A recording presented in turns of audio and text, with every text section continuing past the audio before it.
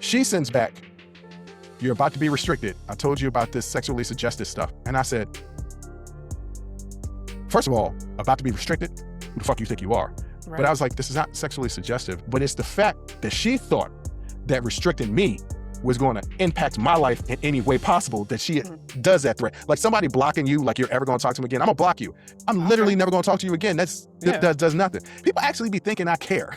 Like, I don't care. I tell people all the time, hey, look, you can be in my life or out of my life. And when you're out of my life, you ain't gonna really hear from me again. Because if it's a conflict and you out of my life, you're done. This is an Unsolicited Perspectives podcast, After Hours Uncensored sneak peek.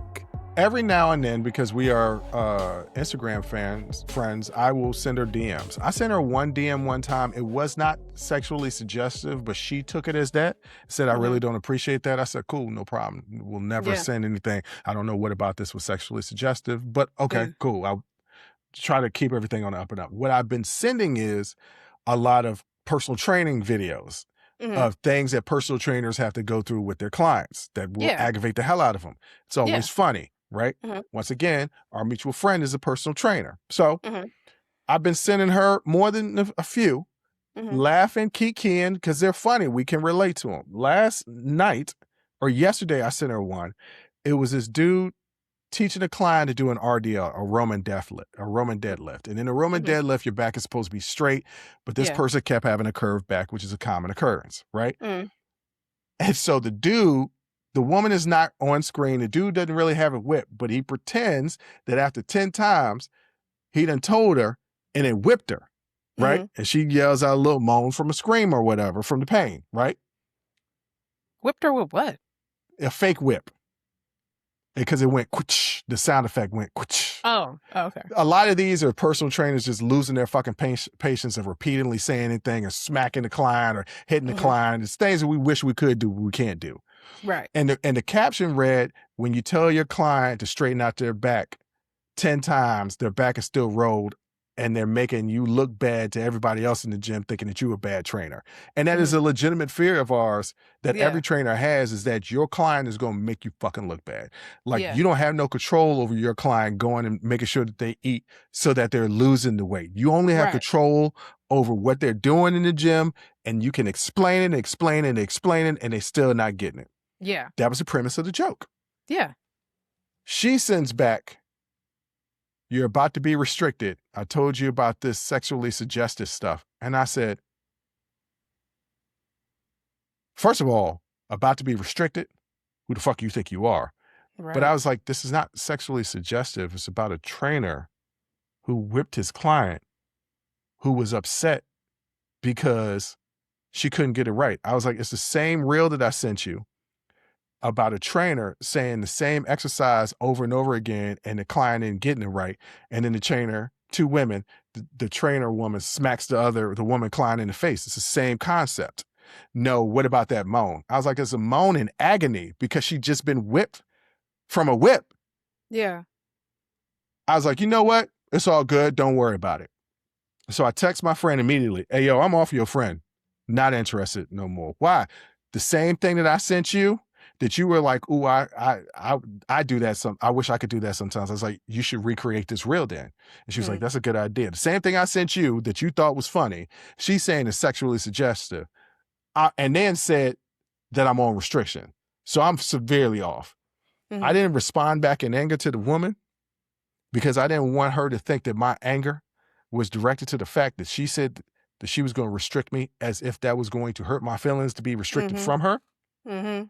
But it's the fact that she thought that restricting me was going to impact my life in any way possible that she does that threat. Like somebody blocking you, like you're ever going to talk to them again. I'm going to block you. I'm literally never going to talk to you again. That does nothing. It was that the fact saves me time from blocking you. It was the fact that she thought I cared so much that her restricting me would hurt me in my life. And I was just you like... better than me, honestly. Because the first instance, I would have never sent her a single thing again. The first time you misinterpreted, and I, you know, people take things how they want to. Yeah. But the first time that happened, I'd be like, you know what? I'm going to err on the side of caution. I'm not going to send you nothing again. But if you do, and then it's, oh, you about to be restricted.